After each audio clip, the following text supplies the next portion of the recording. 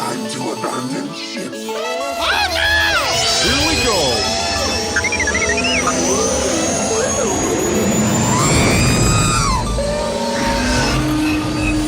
Can I persuade you to join us for a drink? It's a tradition. Here, here. Jar Jar, homie, my main man, quickly. Before the Separatists attack, get into the escape pod. Hey! This is escape, then we're the pod.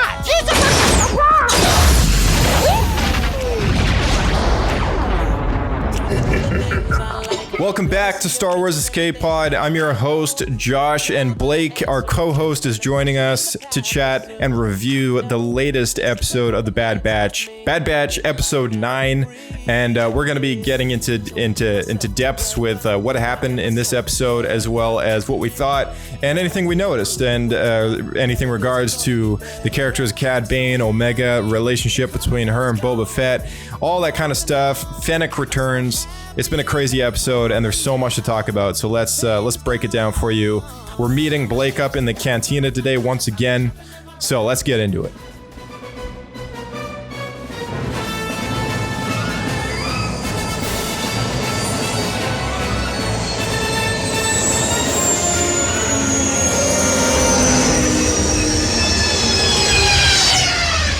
Another happy landing. Chut chut, Blake. Chut chut. Chut chut. Chut chut. Chut chut. What's the translation of that? I have no idea. It's like Anakin uses it in Attack of the Clones when he says chut chut Watto, and then Okay, it's like hello Watto. It's basically like hello. Okay, like, so chut, chut we weren't hello. just saying like, I hope you'll die in the next 3 days. Yeah, no. Pull a Johnny English. I hope your many daughters have like 7 bottoms or whatever it is. Yeah, something ridiculous. Yeah. He says it flawlessly too. All right, gosh. so we just sat down and watched the 9th episode of The Bad Batch. In this episode, Cad Bane takes Omega to Boro Vio, which is an abandoned, to an abandoned Kaminoan facility, and it is intending to meet Ton Wei there, who is bringing the money to pay off Cad Bane for recapturing Omega. Meanwhile, the Bad Batch is in pursuit of Omega once again, and crosshairs on their tail. They managed to get away. And Fennec Shand is also on this space station that the Cad Bane is meeting Ton Wei at to hijack Omega as well as the payment. And she's doing that on behalf of the other Kaminoan, Nala Se, who has hired her own bounty hunter, which is Fennec, to capture Omega to protect her from Lama Su and Ton Wei and the cloning plot that they have going on behind the scenes. So a pretty crazy episode. This episode called Bounty Lost. Oh, they're not too great on the spoiler titles here, huh? This is some like Death of Qui-Gon titles.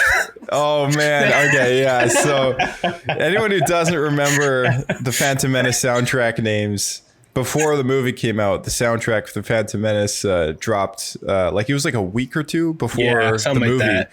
And one of the tracks is straight up called Qui-Gon's death. The death of Qui-Gon and funeral or something like that. And and like everyone who bought the soundtrack before the movie was totally spoiled at the fact that Qui-Gon was going to die, because which is a big deal. It is a big deal. I mean, he's like the big death of the movie, right? I mean, exactly. There's so much lead up to it too, right? And it's edited like such a shocking moment. Yeah, it is, and I think they were a little better with the names of the tracks going forward with that. But actually, speaking of music tracks, do you like the intro song or the outro song or whatever you want to call it for the Bad Batch, like the theme song that they play when the credits roll and whatever? I do. That said, I'm not sure how forgettable it'll be, because I know when we were watching the show, you'd asked the same question, and you pointed out if I like it better than Rebels. Do you want to give us the Rebels tune real quick? Yeah, that one. It's funny because I couldn't actually remember what the Rebels tune was. Yeah. So- yeah. I mean, it's just such a forgettable. I mean, well, that's the thing. It's not forgettable because it's such a common tune, but it's just redone a little bit for the show, right? Yeah. But then No, that's the exactly Bad Batch has its own little jingle that it plays. I gotta say, I mean, after watching Clone Wars over and over and over again for like the amount of seasons that it has, it sticks out to me the most. But this one, it's like so far with the show, I've noticed this is the same theme that played for the Bad Batch in the story arc that they had in the Clone Wars. So Okay. I mean, I don't know. I've been enjoying it, and I gotta say the music for Cad Bane in this episode and the last one as well. I forgot to bring it up last time, but the music is amazing. Like when he shows up, you get that old Western, like, Oh yeah. oh, it's so good. And like they haven't done that as intensely ever before in the Clone Wars. Like they had something going on. Because I think the Boba theme's kind of Westerny like that too. If I recall from Mandalorian. In Clone Wars? Mandalorian. Oh, in Boba, in Mandalorian, yeah. Yeah, I mean, throughout Mandalorian, they have a lot of like Westerny vibes. But as far as the animated shows go,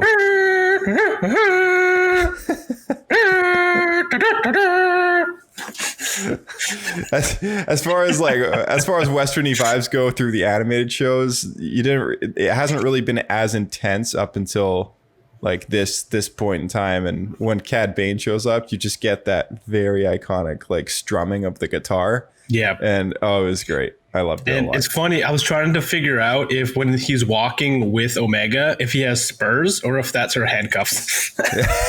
I think, actually, I think he's supposed to have spurs. At least I feel like I've heard him with spurs before. So yeah, he has had several costume changes because I know when they, there's a Clone Wars arc where they have to get disguises, so he changed his costume. Then yeah, he like steals that guy's hat. Right. Yeah. Wow. It's a nice hat. No hat. So funny. It's great. Yeah. So let's get into this episode. I mean, right away, let's talk a little bit about Cad Bane's ship, because that's the first thing like we kind of open up to, and we were introduced to in the last episode, but you mentioned that you like the ship a lot. I do. It's a really cool design. I like this kind of the blocky style, like the older style. Maybe it's because it's more reminiscent of like, I guess like the Falcon and like more classical Star Wars ships, as opposed to the more streamlined ones we saw more of the prequels. But I mean, these are cargo hauler ships, so yeah, it makes sense to have. Yeah, I mean, they're more like industrial instead of sporty. Right. Yeah, we saw a lot of those actually in Clone Wars, and a lot of these animated shows. They've kind of brought in a lot of those cargo looking ships, which is pretty cool because they are really interesting designs, right? Well, when you get the larger ships, it seems like you either get these cargo ships or you get the wealthy people's yachts, or like I guess a good example would be like the Naboobian stuff. Right. Yeah, because in the prequel films, like it was very much focused on the Jedi and the military, so that's primarily what we saw a lot of was those kind of ships, right?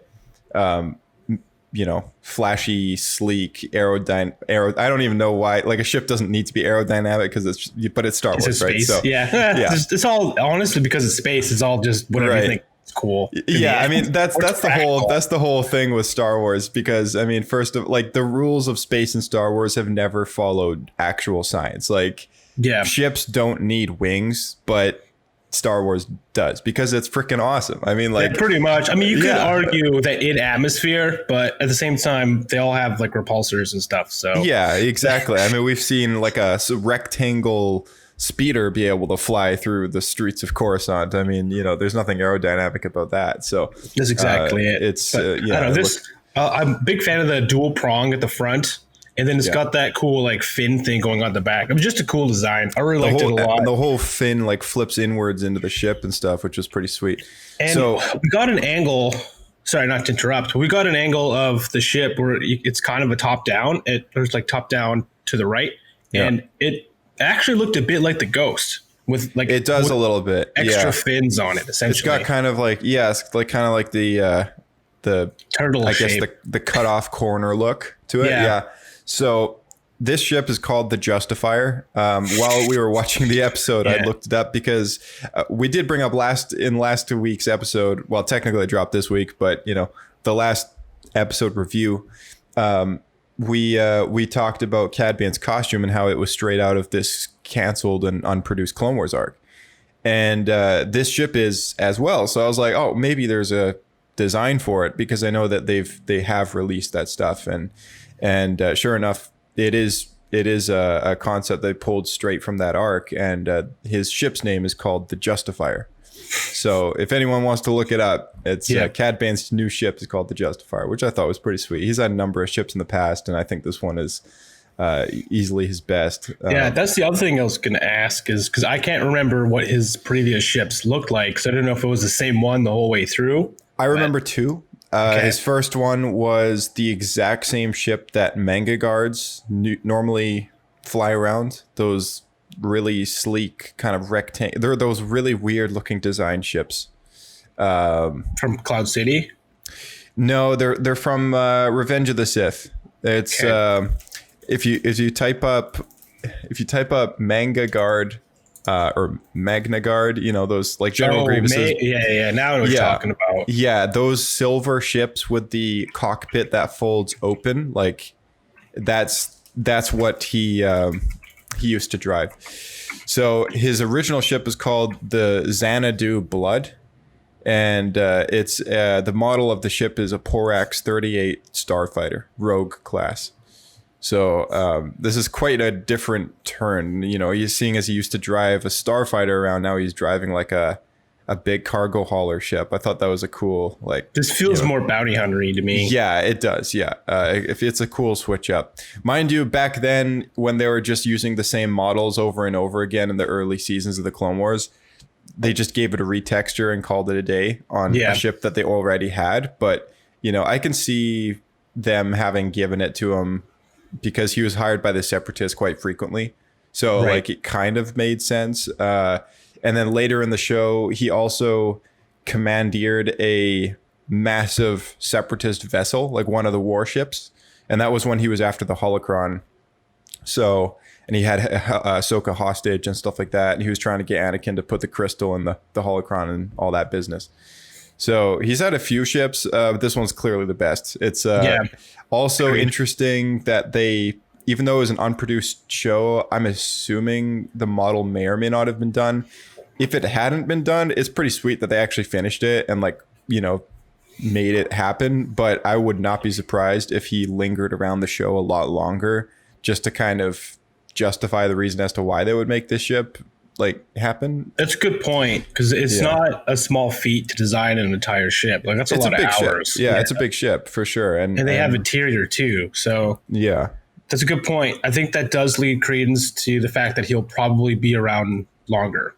Oh yeah, we'll see him again. And yeah, the way this episode ends, like, it kind of points to that as well. But he didn't get paid, right? So he didn't get paid, right? So he's gonna keep at it.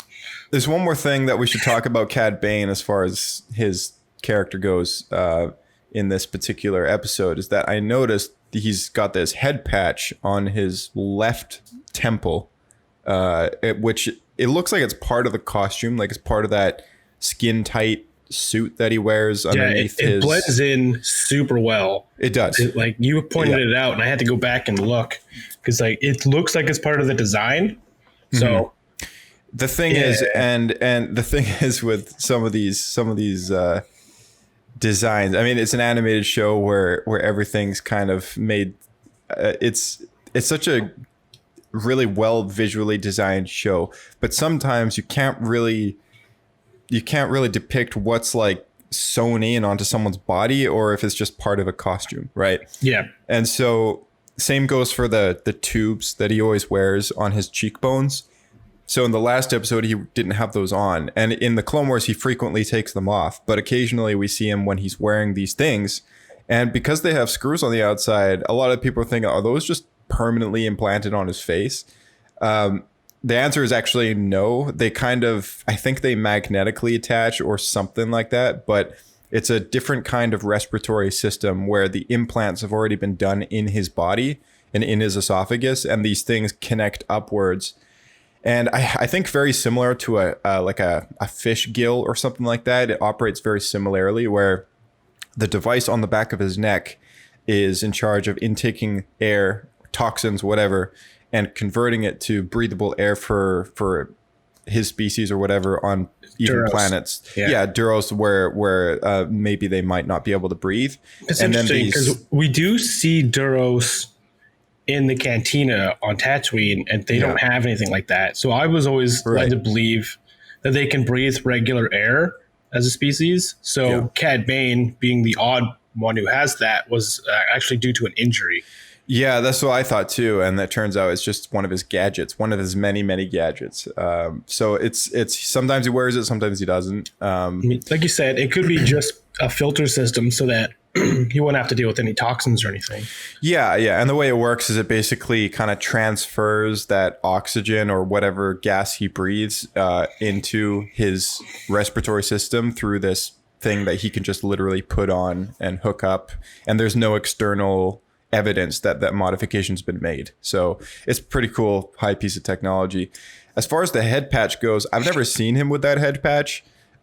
He does take his hat off in Clone Wars. He does take his hat off, and it's not there, right? So for me, I'm thinking, like, does this point towards evidence that the Clone Wars arc with Boba Fett and that shootout has happened? Right. Maybe he was shot in the head, and maybe that's the patch that he needed to get to patch himself up, literally.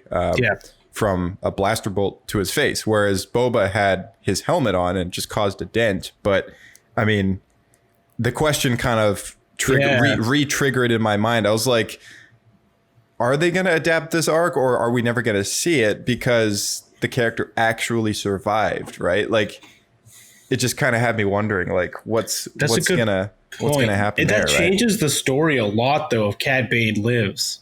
Here's the other thing. He could live, and we might. Yeah, it does change the story a lot.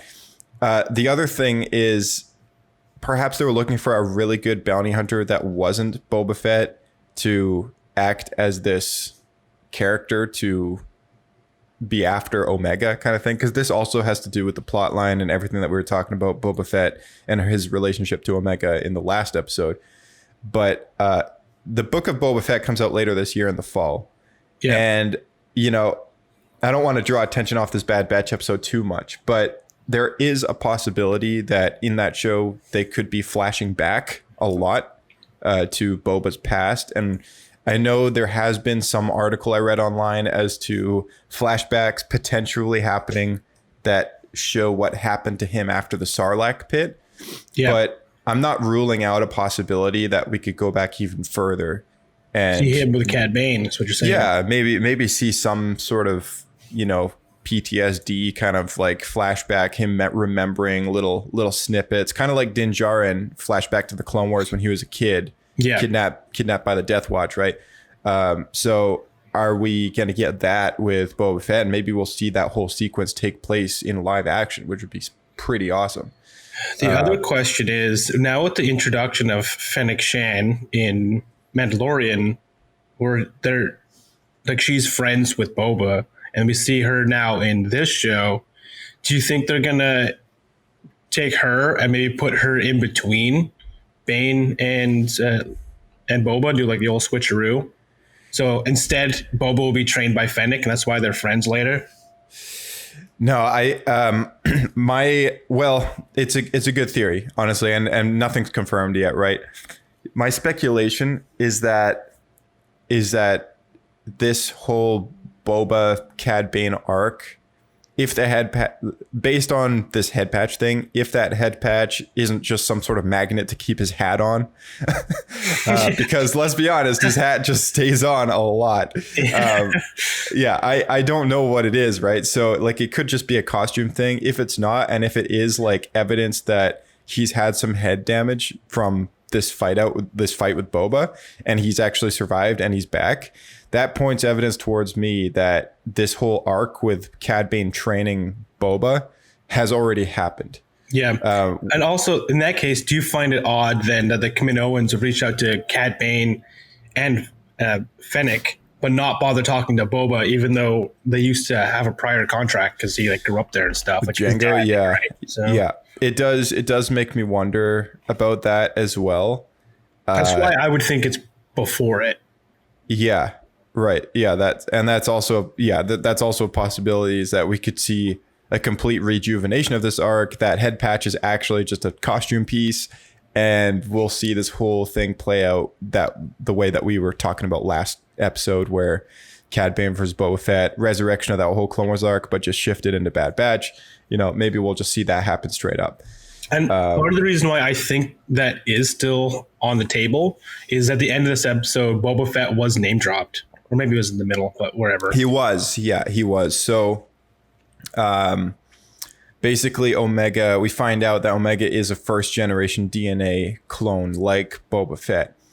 So this is a piece of evidence that we didn't have when we were speculating last time. Yep. But this was one of the potential stories that we had suggested, though. Right. Yeah. There was something that was brought up where we were talking about a relationship between her and Boba, and whether or not she's like possibly a clone of him, or like sort of offspring. Unaltered version. Right. Another unaltered version. Right. Yeah. So this kind of points evidence towards that exactly. We're slightly moving away from the Force sensitive thing, and we're kind of going towards the reason why she's important is because she's literally a pure clone of Jango, but just female. So she's essentially Boba's sister.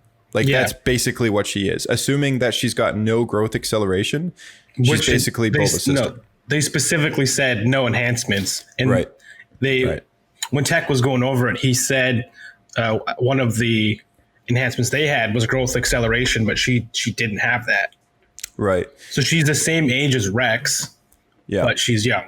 So now this kind of confirms our theory as to where she was during the Clone Wars, because we were wondering, like, well, if she did have growth acceleration, how old would she be when Kamino was attacked, and this and that, and like, was she, or where was she this whole time, right? So this basically points evidence towards the fact she did live through the Clone Wars, but she was just so isolated on this Kamino base that she just has no understanding as to what the actual war was like. Yeah, and at that point in time, she probably would have been a toddler, right?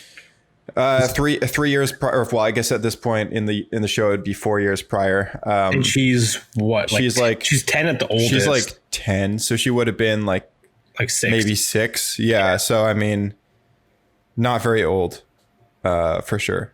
At least, maybe oldest would be 7 years old, I think. But yeah, not very old at all.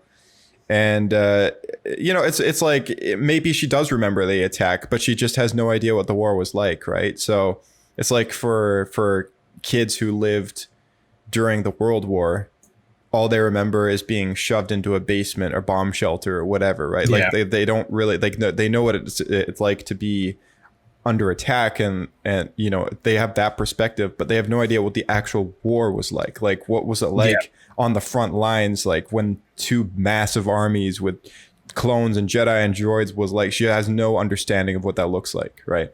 Because she was probably always shuttled away. And when Kamino was attacked, if she really is this important, they would have shipped her off to some big steel box and kept her in there until the fighting was over, right?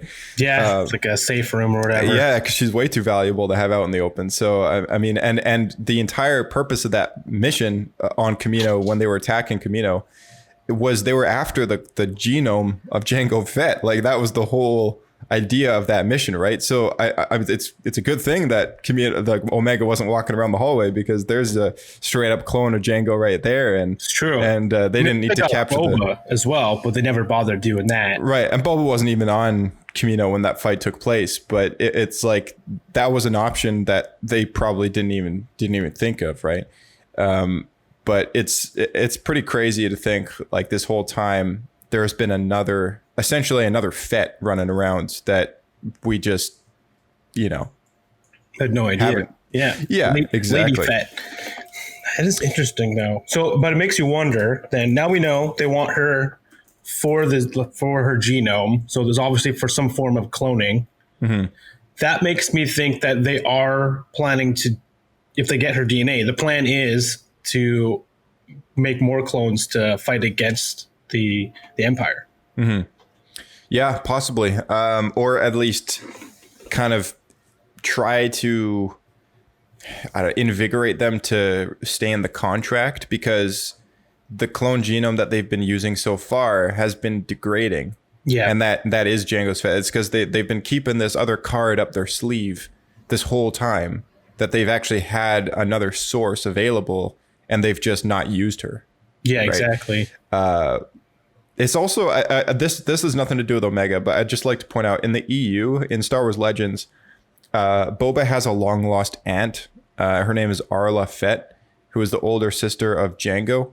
And she showed up in Clone Commando novels Order 66 and Imperial Commando 501st, as well as Jango Fett Open Seasons, the comic book. And so it's not completely beyond the expanded universe even that the Fetts have had other relatives. Mm-hmm. So maybe just the spirit of Arla will be kind of ported into Omega somehow if we continue to see this character grow up. It's funny because it's possible. They've basically taken. We keep going back to the Commando books because I feel like they're pulling so much from that series. Yeah. So it almost feels like they've taken the kid in that series where the clones are protecting, and then Arla, and kind of just merged them into one character. Yeah, pretty much. Yeah, in a way. For sure. I think there's a lot of inspiration in the Legends. It's cool to see them use it. Yeah, that's exactly it. So Cad Bane is working for Lama Su and Ton Wei, who both Ton Wei and Lama Su we were introduced to in Star Wars Attack of the Clones. And we finally get to see Ton Wei again, because I think we went through the whole Clone Wars series and never saw her. And finally we see her again. Not once. Yeah. Interesting. It's always been other cloners. Sorry. Who is the other Kaminoan then? Because I thought that was Ton Wei. Her name is Nal Se. Nal Se. And she's in charge of like the science behind the cloning. So there's been a couple different cloners, Kaminoans that we have seen before. And Ton Wei has not been one of them. I guess she's on the more businessy end of things. Yeah. So yeah, I mean, it's cool to see her again, and now she's dead. Yeah, I know. I noticed that too. They introduced her, and then she says one line, and then she goes to a planet and she dies. Yeah, after like almost 20 years of not seeing this character, we finally see her again, and then they kill her off. It's like, all right, I'm good with that. I mean, I never had any attachments to the person that greets Kenobi at the door, but I mean, it's cool to see a returning character face, and it's interesting to see how she ends, right? Yeah. Yeah, it's pretty sweet. So basically, Cad Bane is working for Lama Su and Ton Wei, and he's in cahoots with them to recover Omega for their secret clone operation agenda, whatever that is. We haven't really found out. And Fennec Shand has been hired by Nal Se to counter any bounty hunters that Lama Su and Ton Wei have hired to go after Omega, because she's in that little circle trio that they got going on. So she probably knows that those other two have hired bounty hunters to come after Omega. So she's probably hired her own bounty hunter to kind of act as a watchful guardian of Omega on the side. Now, there's one question that kind of arises from this, because in this episode, she lets her get away with the Bad Batch and says to Nala Se, like, yeah, she was just rescued by the same clones that we saw on Pantora. And then she's been told by the Kamino and by Nala Se to just kind of leave it there and just loosely follow or whatever. And she's fine. She's safe as long as she's not with Cad Bane or any other bounty hunter. She's okay. Yeah. And so that kind of makes me wonder, maybe when she was on Pantora, she didn't really know that these clones were protecting her. Maybe she thought, oh, these guys are just after her for some reason, and maybe it's possible. But don't forget, she helped them escape. She unlocked the bay doors or whatever, so that the Bad Batch could escape Kamino in the first place. Fennec? No, you mean Nala Se? Nala Se, yeah. Yeah, no, I mean Fennec. When Fennec tried to capture Omega on Pantora, like there was that whole chase scene through the city, right?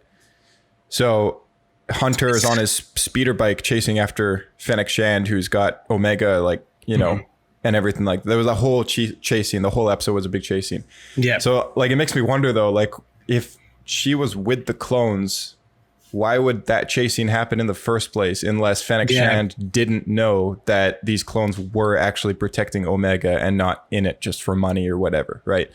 So my thoughts is that after that whole event took place, Fennec probably contacted Nala Se to kind of give a mission update, and she probably found out that, oh, she's actually with a bunch of clones, and she knows which clones those are because, you know, like you said, like she actually helped those ones get away. So she's probably like, oh, Fennec, don't worry about those ones. They're fine. Yeah. So that entire episode with the chase scene was kind of pointless because a little bit. Yeah. Cause it's like, if she just had known that those clones were cool, then she never would have been after them and, you know, smashing Wrecker's head into the wall of that sewer pipe and whatever else. Yeah. So I feel like what happened was she thought the Omega would be safer with her, but after everything that's happened, she's like, as long, you know, it's like a compromise, right? You know what? She's better with them than she is, like coming back with Cad Bane and getting executed. Because now she knows the full plan that was kind of revealed in this episode, right? Right. Yeah, and in a way, it's kind of funny because, like, as a bounty hunter, I mean, you know, taking on scores and stuff like that, it's not a babysitting job. So she's almost better off with Omega being with the Clone Force 99, and she's just kind of a loose guardian that stays nearby and, you know, protects her from other bounty hunters. Yeah. It's almost better that she stays in that position because, you know, if she had Omega, she'd become even more of a target, right? We'd basically be looking at the plot of The Mandalorian, a bounty hunter with a target that's like so valuable that every bounty hunter is after the bounty hunter, right? So I'm glad that they're not repeating the plot there, but it was cool to see that Fennec is actually not like a straight up in a villainous position in this show, because in The Mandalorian, she's kind of this anti-hero protagonist sort of thing. So it's cool to see. What did you think of the location that this episode took place on? Very cool, cloudy moon of some kind. At first, I thought it was Bespin. Yeah, so Lama Su called it Borovio. That's what he called it. Interesting. New planet, Borovio. We've never seen it before, never heard of it before. The only planet that comes close to resembling this one is from season 1 of the Clone Wars. There was a planet that showed up in an episode arc when R2-D2 goes missing, and it's the episode called Duel of the Droids, and it's at a space station, a separatist listening post that's located on a Rusan moon, and it's a cloudy moon just like that. Everything's yellow, like all the clouds are yellow and everything, and the space station's floating. And very similar to that episode, we had what looked like a floating space station, and in a moon or planet of some kind that's just filled with clouds, and it's yellowy clouds just like that other one. The environment effects were way better than the season 1 of Clone Wars, but I could imagine it to be the same place if they wanted it to be. Interesting. And in the Clone Wars arc, we never got the name of that moon. It was just known as a Rusan moon of some kind. I'm pretty sure. If anyone can correct me on that, send an email in, but I'm pretty sure it never had a name. And in this episode, the name of this particular location is Borovio. So it could be one and the same. It might not be. Who knows? It might be one of those Star Killer Base things where we know Star Killer Base now to be actually Ilum. Yeah. And people speculated about that for years before they finally confirmed that in Jedi Fallen Order. So, or in the visual dictionary of one of the sequel books. So, you know, it could be one of those situations where it's like, it could be the same location and they haven't just confirmed it yet. So, yeah. But what'd you think about it? And you commented on the clouds and... Yeah, well, I thought aesthetically it was absolutely gorgeous. Because the windows are all smashed in. There's like fog and everywhere, and you get a lot of like the God ray lighting. It was really pretty. Obviously, this is a thrown out theory now, but the first thing that came to my mind was, oh, this is a Cloud City, so it was all run down before Lando got it and fixed it up. I guess that disappeared pretty quickly when you saw what was inside. Yeah, exactly. Yeah. Well, it was also maybe wonder then, or maybe Cloud City was built by the Kaminoans. It's similar architecture. Maybe, yeah. It's a very clean looking like place with white walls and everything. Who knows? I mean, and they got the same kind of slanty kind of UFO shape. Yeah. Actually, you're right. Yeah, it does have that same shape. Yeah. Wouldn't that be neat? Possibly. That would be pretty neat, actually. Yeah. I think I'd be okay with that. That doesn't seem like a huge canon change. I know Bespin has showed up in some. This is like EU, I think, but it has shown up in like KOTOR era stuff, because apparently it's just been a mine that's just been around forever. Oh, interesting. Okay. Interesting. It would be cool to go back there in some way, shape, or form, because it's a giant station. So I can imagine. Well, I mean, it didn't take that long to build the Death Star, but that was with slaves and stuff like that. So I would imagine that this space station would have taken a little while to complete. And, it'd be cool to see it like maybe pop up in even like the High Republic and stuff like that. Like, we've been getting into a lot of these kind of origin locations that have been popping up in more recent books and comics and stuff like that. They've been starting chronologically by being a first place location in some of these High Republic books. So it's kind of cool to see kind of a bit of a start to some of these things. And a space station like that would be cool to see under construction. I like the environment a lot. I thought it was awesome. It made for some really cool shots. Yeah, exactly. And I also it made me realize like the Kaminoans do have facilities on other planets. Yeah. Because up till now, they've always just really had the one city, Chewbacca City, right? And other than that, they don't really seem to exist. And so I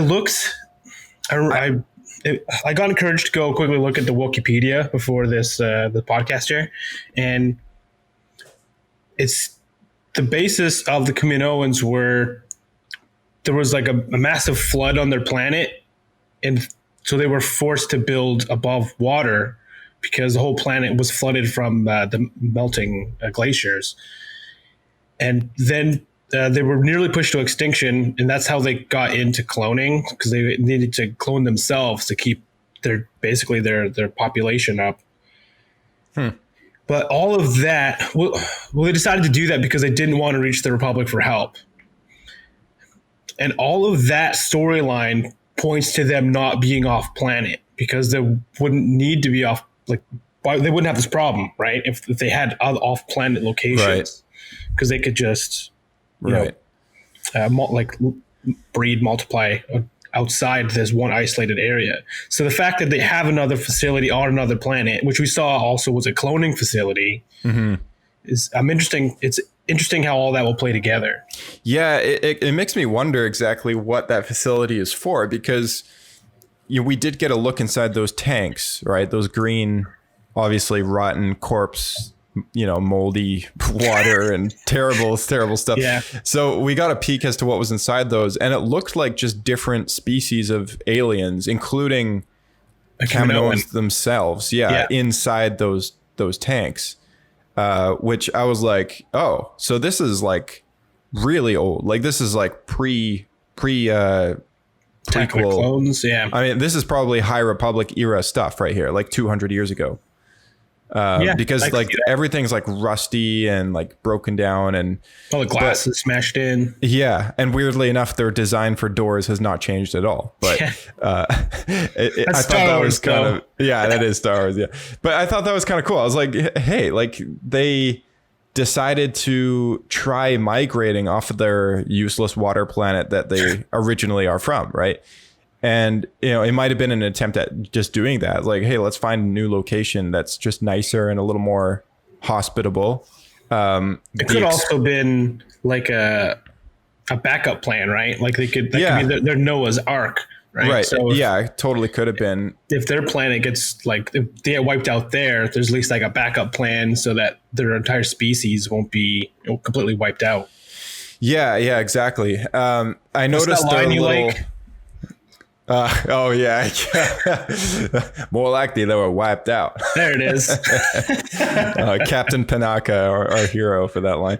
Oh man, you gotta clip that and put it in here. So the escape pods that Omega escapes on in the end of the episode were the exact same design and escape pod that we see on Kamino itself, like at Tipoca City. So weirdly enough, the design of that thing hasn't changed either, which I was like, okay, maybe this thing isn't as old as it looks. Who knows? I don't really know what it's for.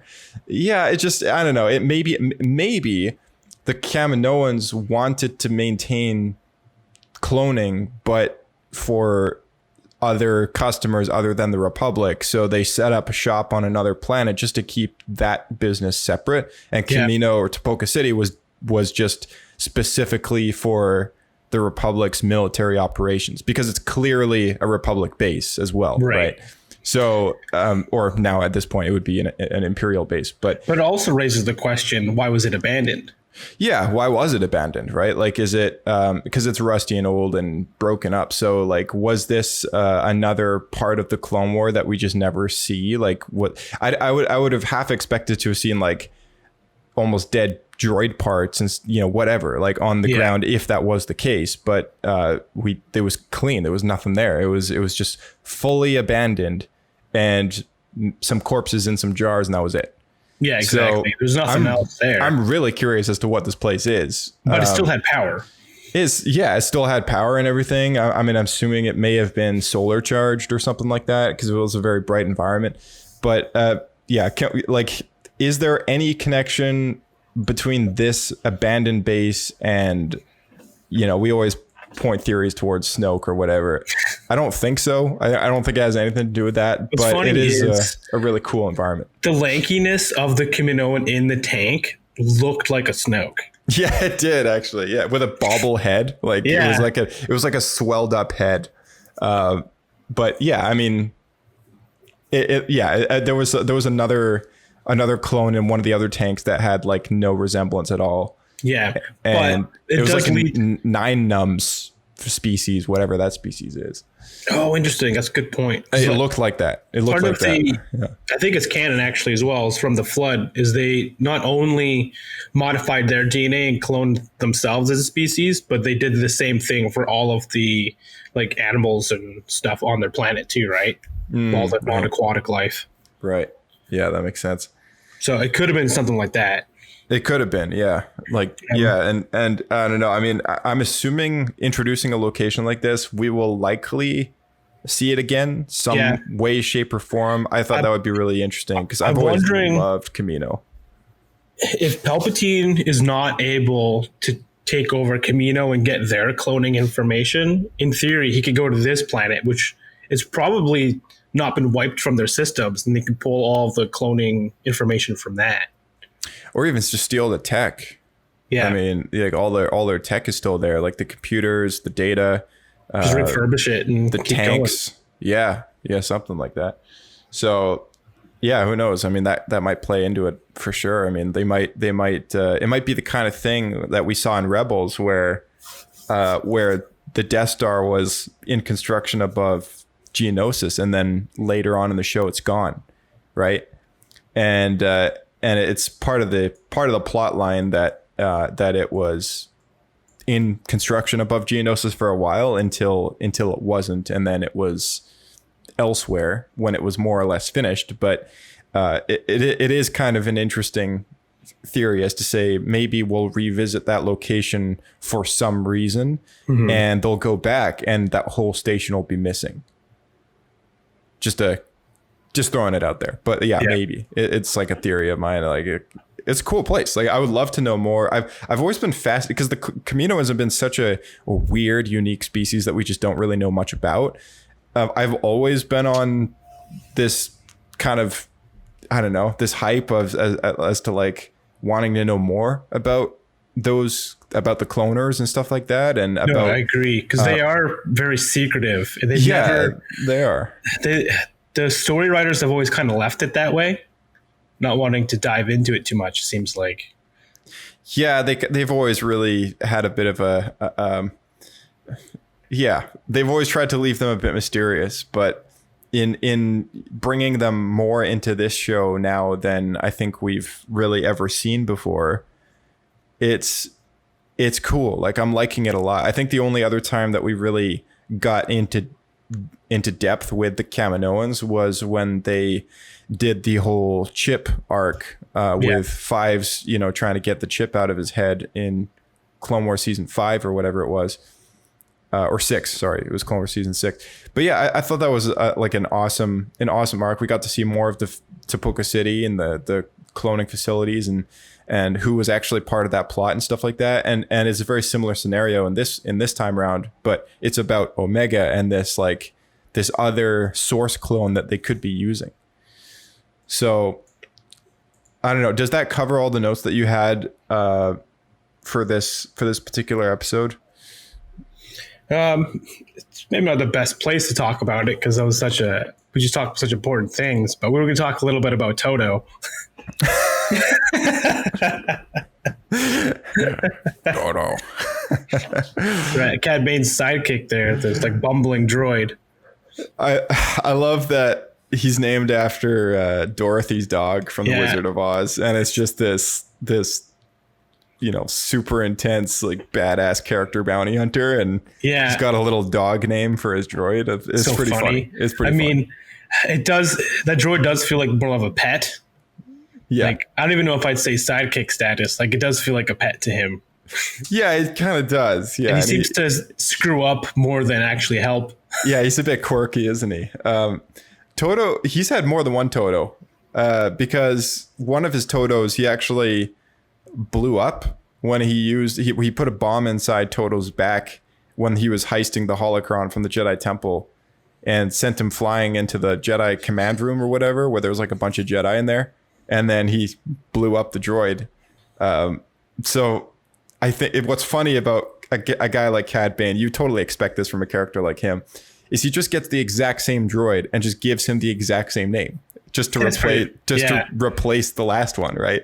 So he has no emotional attachment to these droids at all, but he just maintains the same name for all of them. Yeah, he sees them probably as just something that's necessary to have around, like any other technology. You know, an extra pair of arms or whatever to work on stuff, right? Right. Yeah, exactly. So yeah, like it's funny and very fitting to what we know of Toto from Clone Wars, that he would steal the briefcase full of credits and then immediately proceed to lose all of the money. Yeah. In a way that you can't recover it. Yeah, exactly. Yeah, figures, right? It's so funny. Oh my gosh. It's pretty funny. And he does serve the purpose of a MacGuffin. I feel like whenever we come across Cad Bane, because Cad Bane is such a like competent person that he wouldn't accidentally let, say, Omega go, but Toto would definitely fall for any tricks. Oh yeah, absolutely. Yeah, he's kind of like the MacGuffin, the fool out of the two, right? Yeah. The gullible one. Right? So it's funny that Cad Bane just continues to replace him, even though he screws up so much. Yeah, totally. So what is what I'd like to bring up is that Cad Bane, just a random little fact. Cad Bane's voice is based on Lee Van Cleef's performance in the film The Good, the Bad, and the Ugly.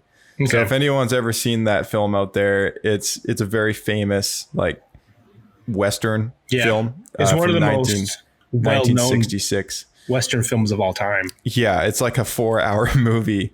But it's very, very well rated. Stars Clint Eastwood. Yeah, naturally, right? And anyway, so his character is based on that, which is pretty funny. I heard that in an interview at one point or something, and or maybe I read it online or whatever. But I just thought it was worth mentioning. So a lot of inspiration for this character. Yeah. So if you like Cad Bane, feel free to watch this 4-hour classic film. Oh yeah. 4-hour Western. There we go.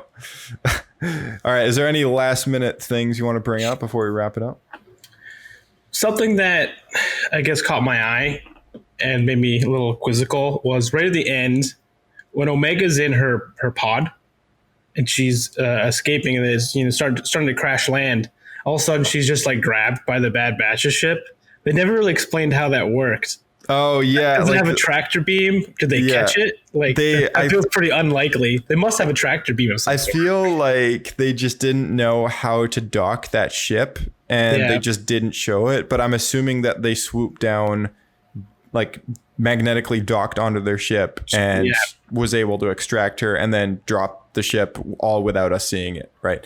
And they did go through the floor, so it caught the bottom of the Bad Batch's ship.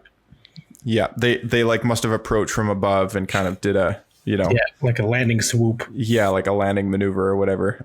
But yeah, I noticed that as well. I was like, they just didn't care to show us, I guess. Let's skip over that part. Yeah. A sequence that maybe just got cut in their their slim 29 minutes or whatever it is now. Yeah, or it could just be classic George fashion of, instead of figuring out how it works, just skip over that part. Yeah, just not show it. They don't need to know. Yeah, totally. It's pretty funny. But now we know there's a lower hatch to the Bad Batch's ship. Yeah, exactly. And I like the ship. It's cool. Finally, there's a Lego set as well. So anyone who wants to buy the Lego ship, it's out. It's out on the shelf. I watched a review of that the other day. The models for the Bad Batch characters seem pretty cool, but I don't know if all their colors are accurate.